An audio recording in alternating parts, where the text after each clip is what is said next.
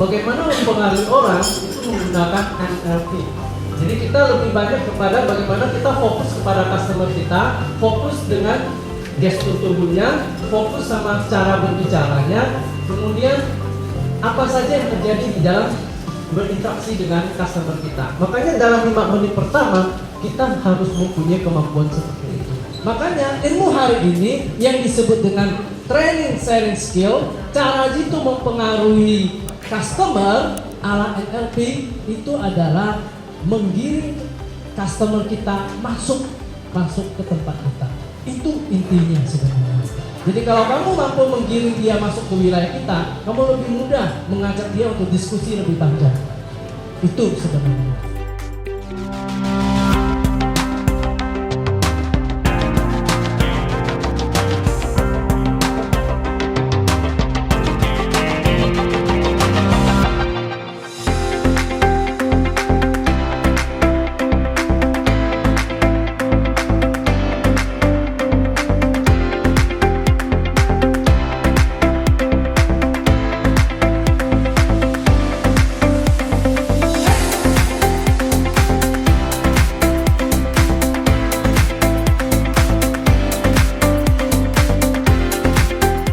Selling skill, cara jitu mempengaruhi customer ala NLP, Neuro Linguistic Programming, PT BDA Sentralata.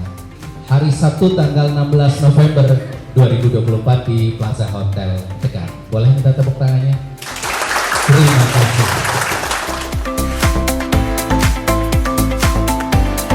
Semangat pagi! Pagi, pagi, pagi. Siapa kita? Sentrala, Siapa kita? sentrala, Sentralata!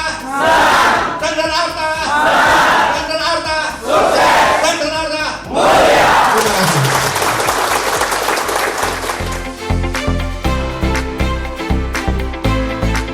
NLP itu Neuro Linguistic Programming, bisa kita maksimalkan untuk dalam berbagai kegiatan kita. Ya, salah satunya hari ini bagaimana kita untuk menggunakan panca indera kita untuk berkomunikasi dengan customer atau mempengaruhi customer. Jadi kalau teman-teman, intinya kalau teman-teman di lapangan pengen orang bisa mengikuti kita harus menggunakan apa yang kita gunakan dalam panca indera kita. Karena kan modalnya sama ya, kita punya itu, lawannya kita juga punya, ya. Artinya nanti akan dikupas sama Pak Alek ya Pak, bahwa yang kita punya itu bisa dimanfaatkan untuk mempengaruhi orang lain. Kalau kita pengen mempengaruhi seseorang, ya kita harus sefrekuensi dengan mereka. Ya, modalnya apa? Modalnya dengan panca indera kita. Bagaimana kita harus mempengaruhi orang itu. Cara jitu, berarti kalau jitu itu tepat sasaran, pas gitu ya. Cara jitu mempengaruhi customer. Neuro itu apa? Neuro itu sama dengan linguistik bahasa. Ya. Jadi program ini ya, cara menyelamatkan ya pikiran kita dari bahasa. Jadi nanti bisa teman-teman pelajari, oh kalau saya bertemu dengan nasabah dengan cara seperti ini, yang saya harus lakukan seperti apa. Kalau saya tipe nasabahnya seperti ini, saya harus seperti apa. Nanti akan dijelaskan semua Pak. Gimana kita bisa menyamakan, ya kata primanya, menyamakan frekuensinya dulu. Ya, kita dengan customer, jadi keberadaan kita sebagai seorang sales ya, bisa diterima oleh customer kita. Itu yang penting. Di antara teman-teman yang hadir hari ini, adakah teman-teman yang tidak melakukan selling skill? Sudah, cuman mungkin barangkali belum jitu. Belum gitu, belum maksimal. Kalau kita merasa kita lebih rendah atau kita merasa lebih tinggi, di situ tidak sefrekuensi, dan minta tolong teman-teman harus perhatikan hal-hal tersebut. Tujuannya untuk apa sih? Untuk capai target seperti tadi kata Bu Tika. Saya percaya teman-teman di sini tidak ada yang tidak melakukan. Tetapi kenapa sih? Kenapa closing nggak bisa closing? pasti ada yang salah. Yang salah di mananya? Di kitanya atau cara kita berkomunikasi. Pembukaan pelatihan ini saya buka.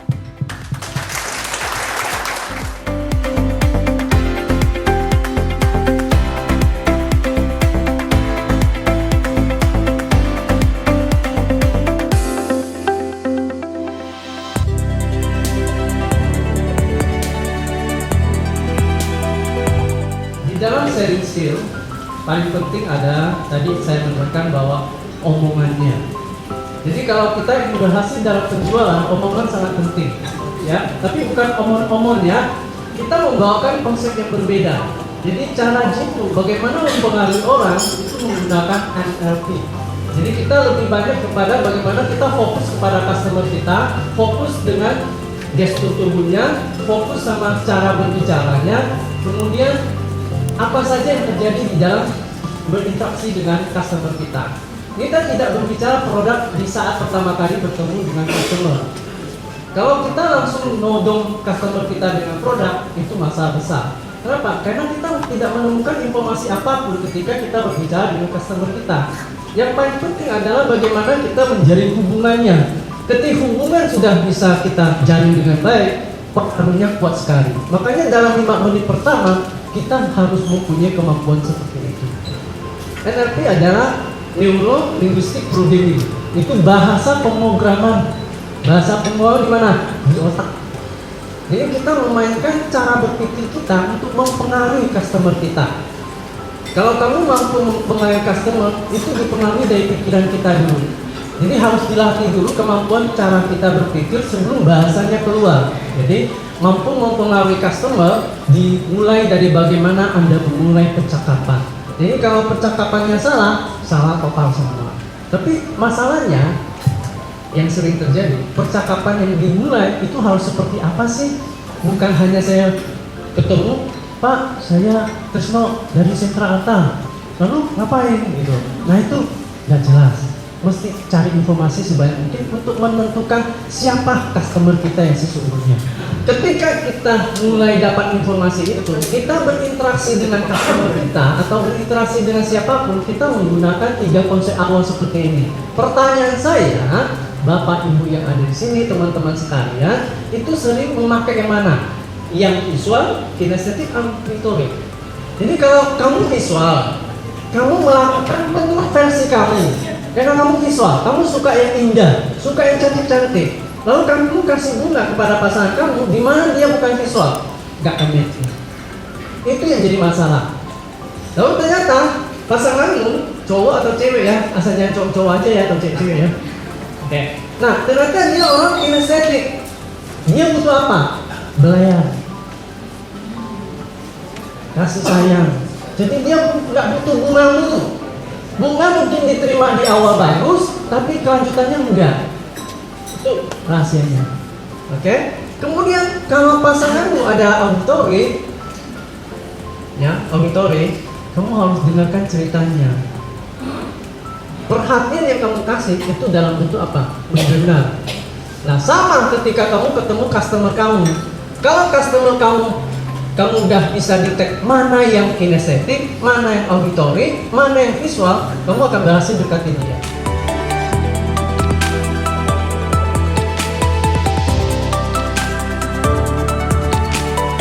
Kalau kita nyamakan tubuh kita, gestur tubuh kita, bahasa tubuh kita, itu lawan nanti lama-lama ngikutin kita juga.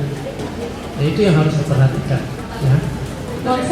Konser. Wah, seperti konser ternyata ya. Baru coba sih kalau konser. Maksudnya konser, kamu pergi konser atau kamu ikut konser? Pergi konser, nonton konser. Selama ini udah pernah ke konser mana aja? Kita baru coba pertama kali dan suka, jadinya pengen cari konser-konser yang lain. Oh, betul sekali ya. Jadi konser yang pertama apa yang diikuti? Nonton Bernadia. Apa namanya? Bernadia. Oke, apa sih yang menarik dari itu konsernya? Soalnya pengennya lagi viral, jadi lagunya banyak yang kita tahu gitu. Oh, suka nyanyi jadinya ya? Lebih ke dengerin musiknya sih daripada nyanyi. Oke, ya. Oke. Kalian lihat nggak perbedaannya? Jadi ketika kamu menyamakan pertanyaanmu, suaramu, keceriaanmu, gaya dudukmu, itu mengalir dengan sendirinya. Itu beda. Jadi kamu nggak perlu susah-susah. Dan satu rahasia lagi, jangan kasih jawaban pertanyaan yang jawabannya singkat. Ya, boleh kita tanya, tapi jangan keseringan. Ketika dia jawab, dia langsung masuk lagi untuk supaya lebih jelas. Misalnya, oh jadi kamu suka konser ya? Konser seperti apa ya? Jangan, oh iya. Kita bingung, dia mau tanya apa lagi ya? Kenapa kita blank? Karena perhatian kita nggak kepada customer, lawan bicara kita. Jadi fokus sama dia, perhatikan apa yang dia keluarkan, bahasa-bahasanya, kata-katanya.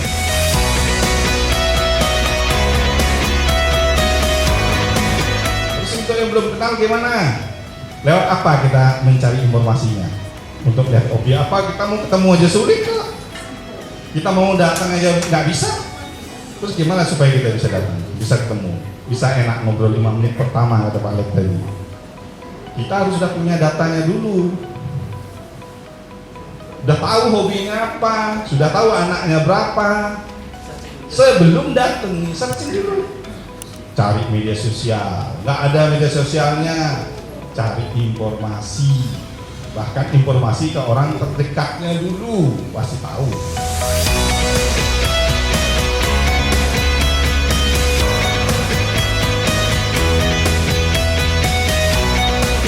Jadi penyamaan dan pencerminan atau matching sama mirroring itu sebenarnya dua-duanya sama. Cuma perbedaannya di mana? Kalau yang namanya penyamaan, kita menyamakan bahasa kita sama gestur tubuh kita. Oke? Tapi kalau pencerminan, jangan coba-coba menyamakan bahasa. Jadi ingat ya contohnya ya. Jadi jangan meniru-niru sampai sedetil banget bahasa tersebut. Misalnya dia bilang, Pak saya juga nggak suka gitu. Betul Pak, saya juga nggak suka seperti itu. Lalu dia ngomong lagi, saya sebenarnya pengen ke Jogja. Betul Pak, saya juga pengen ke Jogja. Itu namanya peniru. Jadi mengarahkan, ini yang terakhir. Jadi setelah kita melakukan penyamaan dan pencerminan, yang mengarahkan adalah melupakan bagaimana membuat orang lain mengikuti atau memimpin percakapan dengan lembut, mengajukan pertanyaan bijaksana, mengarahkan sedikit ke arah yang kita inginkan. Lalu bagaimana supaya kita bisa mengarahkan orang? Nah itu yang penting. Ya, teknik mengarahkan sangat efektif setelah, ingat ya, setelah menyeraraskan berhasil. Karena ketika seseorang atau lawan bicara sudah terbangun keakrabannya, maka rasa kepercayaan pun muncul. Jadi itu kuncinya. Jadi kenapa pendekatan di awal itu harus dibentuk dulu sampai kita menemukan kodenya. Kapan kodenya terjadi? Nah ini kuncinya sekarang. Ya. Dan kadang-kadang saya bicara seseorang sama siapapun, ini lama-lama di akhirnya dia ngikutin saya. Dia nggak tahu padahal itu adalah kunci yang saya bangun di depan, belakangnya saya tarik dia masuk ke tempat wira saya. Nah itu kalau dilakukan intent terus-menerus seperti itu, nanti berhadapan siapapun berhasil dalam segala bidang tanpa batasan.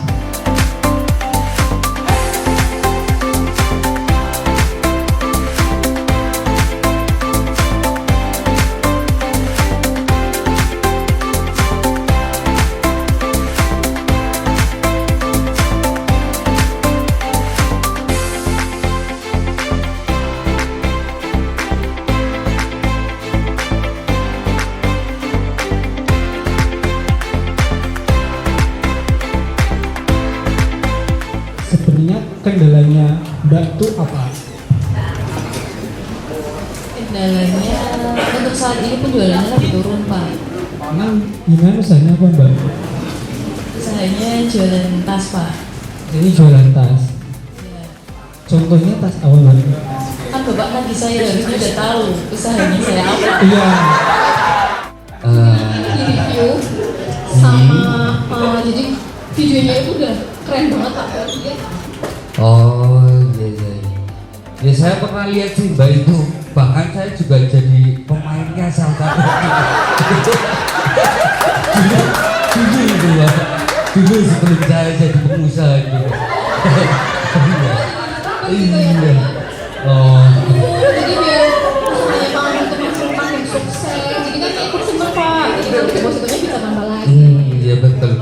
Sentral Arta itu is the best di Brebes Pak. Saya beri jamin. Pemalang ada, Batang ada, Selawi ada, insya Allah Hadramut Pak. Ini pria gini, kalau jenengan tanya sama saya Mas Blek itu bunga sangat kompeten.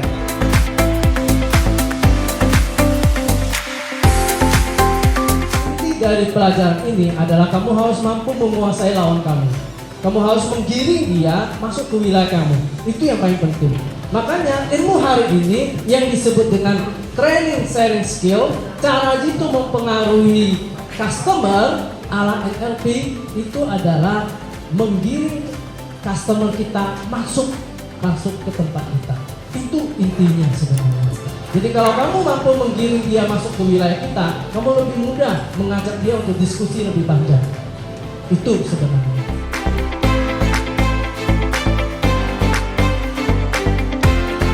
Pada saat teman-teman ke lapangan, pada saat teman-teman menawarkan produk, ini sebenarnya dilakukan nggak sih?